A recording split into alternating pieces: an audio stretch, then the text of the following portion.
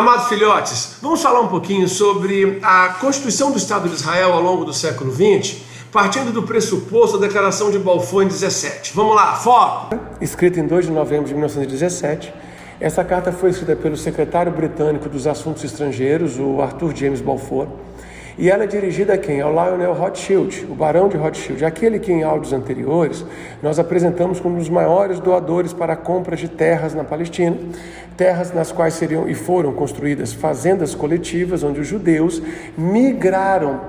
Antes da construção do Estado de Israel, eles já iam migrando no movimento sionista, tentando construir um Estado Nacional judeu ali, apesar de que ao início era muito mais esperança do que realidade. E a carta se refere ao quê? A carta deveria ser lida, transmitida à Federação Sionista da Grã-Bretanha, e ela se refere à intenção do governo britânico de facilitar o estabelecimento do lar nacional judeu na Palestina, caso a Inglaterra conseguisse derrotar o Império Otomano, que até então dominava aquela região. Bem, o que eu estou falando? Que se na Primeira Guerra Mundial as potências unidas, que eram Grã-Bretanha, França, Rússia, Sérvia, Estados Unidos apoiando mais tarde, e aí elas vão enfrentar quem? As potências centrais, Alemanha, Império Austro-Húngaro e mais tarde o Império Turco-Otomano. Se as potências unidas vencessem, se a Inglaterra vencesse, a potência do Estado Nacional Judeu poderia ser apoiado pela Inglaterra. E essa carta é interessante porque ela diz assim, olha, o governo de Sua Majestade encara favoravelmente o estabelecimento na Palestina de um lar nacional para o povo judeu e empregará todos os seus esforços no sentido de facilitar a realização desse objetivo, entendendo-se claramente que nada será feito que possa atentar contra os direitos civis e religiosos das coletividades não judaicas existentes na Palestina, nem contra os direitos e o estatuto político de que gozam os judeus em qualquer outro país. Desde já, declaro-me extremamente grato a Vossa Senhoria pela gentileza de encaminhar essa declaração ao conhecimento da Federação Sionista, Arthur James Balfour. Bom, o texto da carta, ele saiu até na imprensa mais tarde, e ela é incorporada ao Tratado de Sèvres, que selou a paz com o Império Otomano, e também ao documento que instituiu o mandato britânico na Palestina. O documento original encontra-se na Biblioteca Britânica. O que eu quero dizer com isso? Que quando o Estado de Israel foi planejado para a Palestina, planejado em termos de volta para casa, ele incluía a criação do Estado de Israel e o respeito a todos os direitos civis e religiosos das coletividades não judaicas na região. É muito diferente da eliminação do outro. O Estado de Israel ele é formado baseado na ideia de coexistência pacífica. Porém, logo depois, 24 horas depois da efetivação da Resolução 181 da ONU, a qual criava um plano de partilha da Palestina para um Estado árabe, um Estado judeu, com união econômica e regime especial para Jerusalém, 24 horas depois, alguns Estados árabes já iniciaram um ataque cruel, um ataque violento para a eliminação do Estado de Israel. Na década de 40, após a Segunda Guerra Mundial, os judeus então tiveram mais força internacional para voltar para casa, para a construção do seu lar ali na Palestina. Porém, enquanto o documento de partilha da ONU deixou os sionistas radiantes, os árabes palestinos, líderes de estados árabes, muçulmanos, se mostraram indignados. Os britânicos deixaram a Palestina e passaram o comando daquela região para estados locais. No que tange a questão palestina, vem a construção desse plano de partilha desses dois estados na região palestina, que ainda não tinha sido entregue a alguns estados árabes. Envolvia Jerusalém com uma administração internacional, mas essa ideia nunca foi materializada, porque a cidade de Jerusalém, dividida em consequência da guerra de 48 e 49, a guerra da independência, não foi reunificada como município até depois da guerra dos 6 dias de 67, e nenhuma administração internacional foi implantada em sua governança.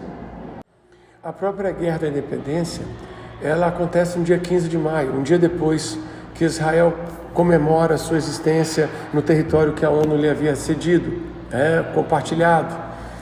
E os exércitos do Egito, Síria, Iraque, Jordânia, Líbano e Arábia Saudita, então você tem 6 países, estavam convergindo para quê? Para aquela minúscula faixa de território que agora era Israel. Bom, Israel vence a guerra, Israel entra no território dado aos palestinos, argumentando sobrevivência. Israel faz vários acordos de armistício com árabes em 49, vários acordos bilaterais de cessar-fogo foram firmados entre fevereiro e julho de 49. E é interessante porque é a partir desses acordos que Israel e os palestinos passam a demarcar, ou se você preferir Israel e os árabes ali na Palestina, passam a demarcar relações de coexistência, sempre tensas, e que vão se desdobrar em outros conflitos, como por exemplo 67, 73, 82, 2006 e atualmente este conflito que hoje completa 11 dias. E é interessante sobre essa questão de que terra é a Palestina, E de que terra é a Palestina? Em 1917, a Palestina abrigava uma área de 26 mil quilômetros quadrados, uma população de 1 milhão de palestinos e 100 mil judeus. E eles estavam debaixo do Império Otomano.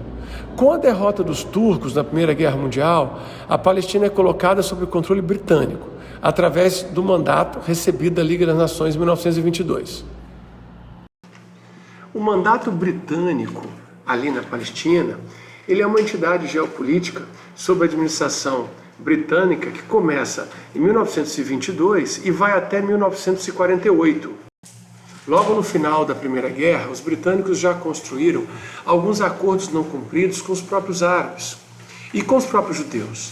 Então, as tensões militares na região da Palestina eram constantes. Ali por volta de 1933, ali por volta de 1936 e 1939, você tem grandes revoltas árabes. Se nós voltarmos um pouquinho no tempo, em 1932, com o estabelecimento do Reino da Arábia Saudita, com também o Iraque declarando independência, apesar de continuar sob a influência britânica, você tem em 1931 fundação e censo na região, totalizando 17% de judeus, numa população total de 1 milhão e 30 mil habitantes. E a tensão ela vai aumentando até que entre 36 e 39 nós temos uma grande revolta palestina dirigida contra a autoridade britânica e contra a presença de Israel naquela região. Em 37, a Comissão Peel britânica, ela estuda as melhores viabilidades para resolver a questão palestina. E ela acha interessante criar 2 estados soberanos, um para cada etnia, um para cada grupo, atribuindo 33% do território para o Estado judaico e 67% para o Estado árabe. E os árabes também não aceitam. A partir de 1945, com a criação da ONU, você tem, como já dissemos, o aumento dessa pressão e em 1947 o plano é implementado novamente para a divisão do território, para tentar atender a premissa de 2 estados soberanos, um Estado árabe e um Estado judeu. Dessa forma, se comprova que a ascensão desses 2 grandes movimentos nacionalistas, um entre judeus e outros entre árabes, permeiam os conflitos da região.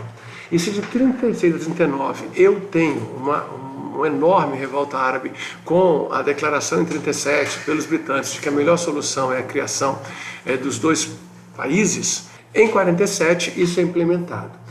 Infelizmente, como rescaldo aí da Guerra da Independência também, 48 e 49, nós temos o cessar-fogo de 49 com a partilha inviabilizada, porque o ataque dos árabes ao Estado de Israel também funcionou como um ataque ao Estado palestino proposto pela ONU, dado que após a guerra Israel toma aqueles territórios, a Cisjordânia ela vai ser anexada pelo Reino da Jordânia e um governo árabe palestino na faixa de Gaza, sob o protetorado do Egito, é o que se mantém, é o que se faz a partir de 49, com novas mudanças adiante. Mudanças provocadas por outras situações de conflitos que voltam em 67 e em 73. Bom, no mais, sigo à disposição para dirimir quaisquer dúvidas.